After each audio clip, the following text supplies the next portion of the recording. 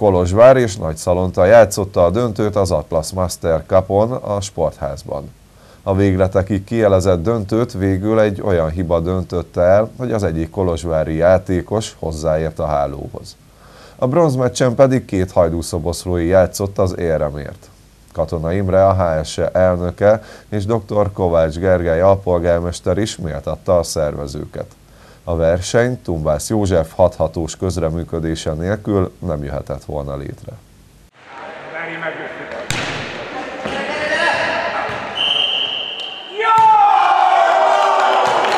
Ezzel a ponttal nyerte meg a Tengó Szalonta a Kolozsvár ellen a döntőt az Atlas Master Cupon, hiszen a játékos hozzáért a hálóhoz.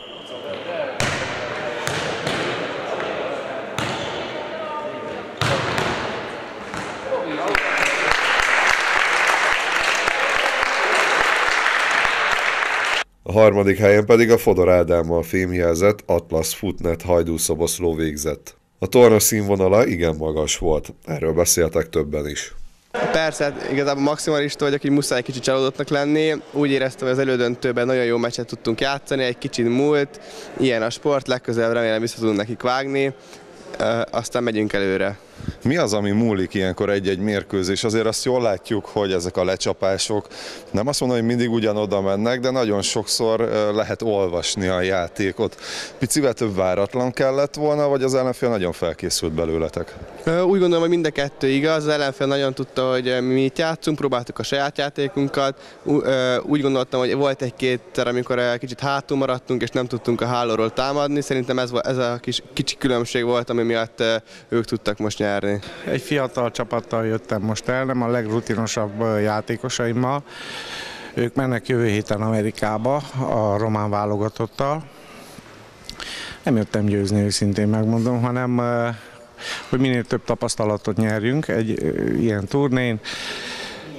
Nem találkoztam a magyar válogatott, a magyar lábtenisz baráti körből, már nagyon régóta nem voltam egy itteni turnén, ez a hülye Covid már megőrített minket, és örültem, hogy mindenkit ennyi idő után találkoztunk, már meg is beszéltük, csinálunk együtt táborokat, edzőtábort, Szalonta és a magyar válogatott. Nagyon jól éreztem magamat, annak még jobban örülök, hogy sikerült, hogy győzenek a gyerekek, és hajdúszoboszlóra mindig jó kedvel jövök, és szép emlékekkel, mert még régóta jártunk ide, most 20-25 éve a parkolóbeli turnékba. A fiatal, rutintalan játékosok most azzal, hogy megnyerték ezt a tornát, összességében milyen tapasztalatokat szereztek? Miért volt jó nekik ez a megmérettetés? Azért, mert nehéz pillanatokban hiába van két csapat, ugyanolyan felkészültsége, a pszichikai erőség számít. Tehát ők mostan elvileg erősebben kell. Nehéz pillanatokban akkor kell legjobban játszani. Az egy jó játékos. Most ők egy kicsit összeszedték magukat, és ez a jövőbeli szereplésükre sokat fog számítani. Egy-két hiba a szett végső felében, ugye volt meccslabdánk is, ott is befejezhettük volna ezt a döntőt. Mindkét csapat szerintem nagyon jól játszott, a szalontaiaknak ezennel is szeretnék gratulálni, mert nagyon magas szintre vitték a játékot, és ugye az utolsó pont is sajnos úgy ért véget, ahogy a bíró... Bosszantó ilyenkor? Nagyon bosszantó, mikor tudod, hogy megcsinálja az ellenfél a pontot, és nincs mit csinálj, mondjuk, akkor kicsit jobban, tehát könnyebb elfogadni a vereséget, de na most ez van, bíró befújta, nincs mit csinálni. Min múlik egyébként egy mérkőzésen a győzelem? Mi kell ahhoz, hogy mondjuk magabiztos győzelmet arassatok, és akkor, amikor kritikus pillanat van, akkor hogyan kell hozzáállni a találkozóhoz? Nagyon fontos egy mérkőzésen az, hogy legyen jó a kezdés, mivel ha elhúzza az egyik csapat 1-2-3 pontra, akkor sokkal magabiztosabban tudja uralni a mérkőzést.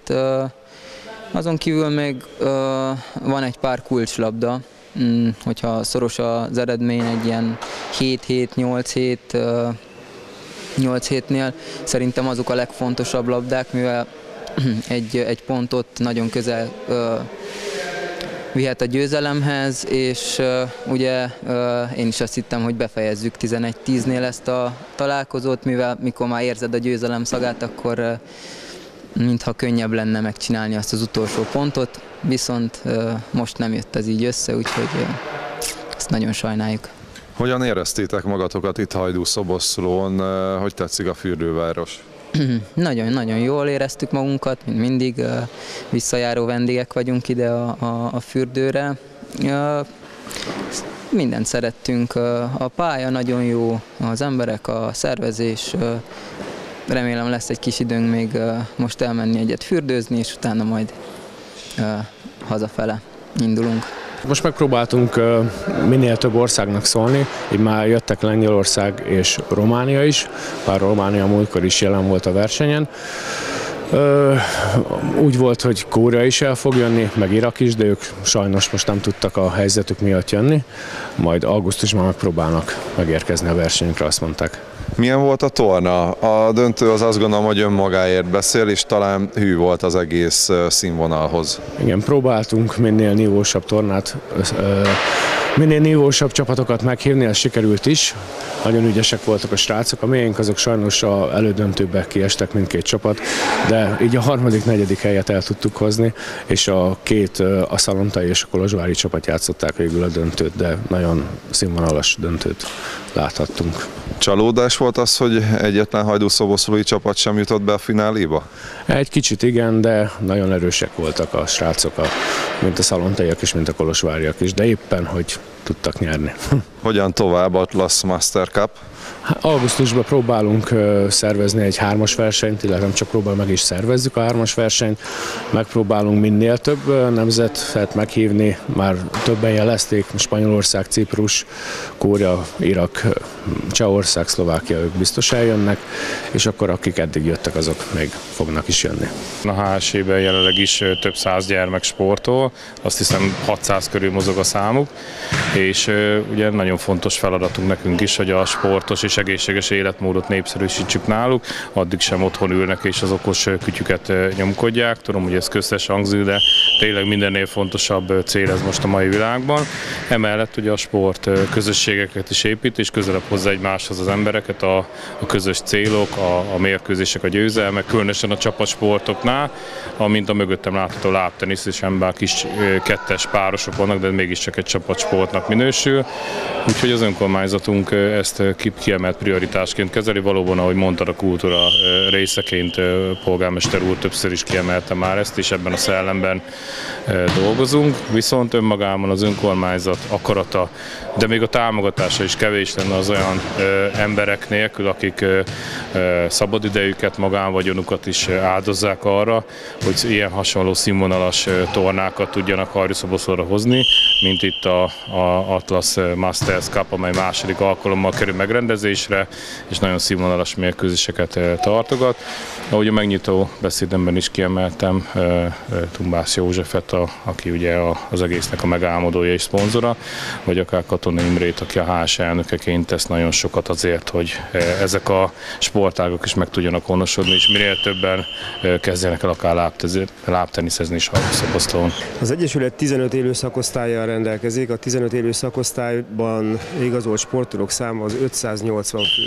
Egy óriási létszám. De ugye ebből a legnagyobb a labdarúgás, de nem csak a labdarúgás van jelen, amely nemzetközi szintekre lépett, hanem a lábtenisz is. A lábtenisz jelen pillanatban 15 fővel rendelkezünk, 15 igazolt játékosunk van, és az elmúlt 2 évben azt gondolom, hogy óriásit lépett egyrészt a színvonal, a játékosok tudása, és hát mutatja a jelenlegi és a mai mérkőzés is, hogy nemzetközi szinten is helyt tudnak állni a fiataljaink.